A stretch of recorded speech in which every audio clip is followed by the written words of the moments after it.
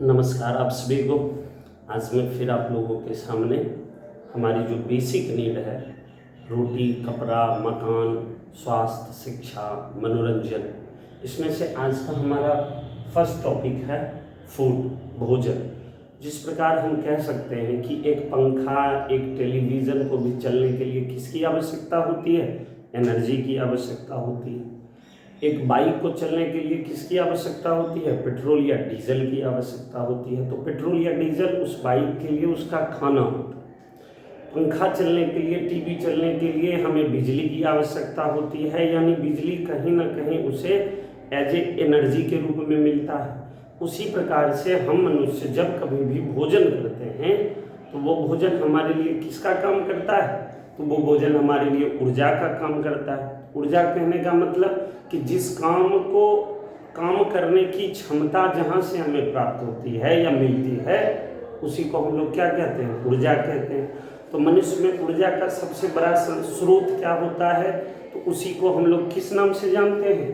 तो उसी को हम लोग भोजन के नाम से जानते हैं। जो कुछ भी खाना खाते हैं वो हमारा क्या कहलाता है? भोजन कहलाता है। भोजन की ज़रूरत हमें क्यों पड़ती है? तो भोजन की ज़रूरत हमें क्यों पड़ती है? तो भोजन की ज़रूरत हमें एनर्जी के लिए पड़ती है। एनर्जी मीन्स ऊर्जा।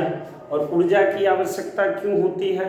अभी हम आपको पढ़ा रहे हैं, तो इस पढ़ाने के क्रम में कई सारे एक्टिविटीज़ करने पड़ते हैं। तो उसको करने के लिए हमारे शरीर के अंदर एक क्षमता होनी चाहिए, ऊर्जा होनी चाहिए, जो हमें कहाँ से प्राप्त होता है?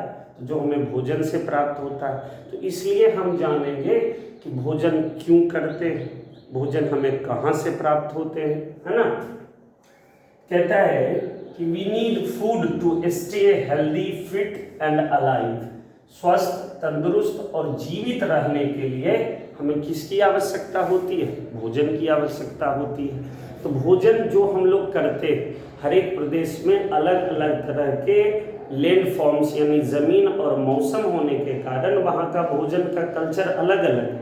उदाहरण के लिए हम कह सकते हैं कि हम लोग अभी नॉर्थ प्लेन्स में हैं, यानी उत्तरी समतल भूमि पे हैं, तो यहाँ के लोगों का प्रमुख भोजन रोटी। लेकिन अगर वहीं हम किसी तटीय प्रदेश में चले जाएं तो वहाँ के लोगों का भोजन क्या होता है? अलग होता है। वहाँ पे मौजूद जितनी सारी सामग्रियाँ हैं उसके आधार पे उनका भोजन का निर्धारण किया जाता है। जैसे बिहार की अगर मुख्य भोजन का स्टेपल डाइट जिसको हम लोग बोलते हैं, तो यहाँ क्या है? रोटी है।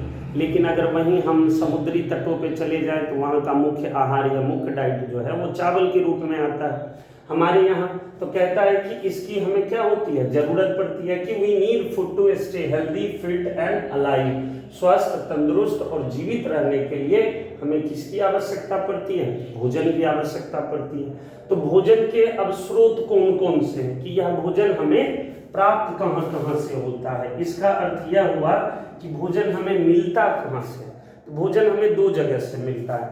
सबसे पहला हमारा क्या कहलाता है? पौधा, यानी पेड़ से। पेड़ कहने का मतलब अब इसी में पौधे में कई प्रकार आ जाते हैं। आपका एक पेड़ भी होता है, आपका एक घास भी होता है, आपका एक जड़ी बूटी भी होता है ना।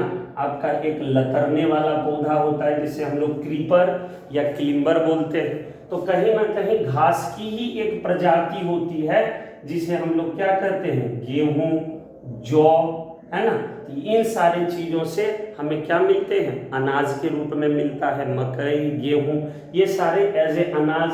अब सब्जी, फल, ये सारे चीज़ हमें कहाँ से प्राप्त होते हैं? तो ये सारे चीज़ हमें पौधों से प्राप्त होते हैं। इसके अलावा दूसरा हमारा जो भोजन का स्रोत है वो हमारा क्या है? जानवर है।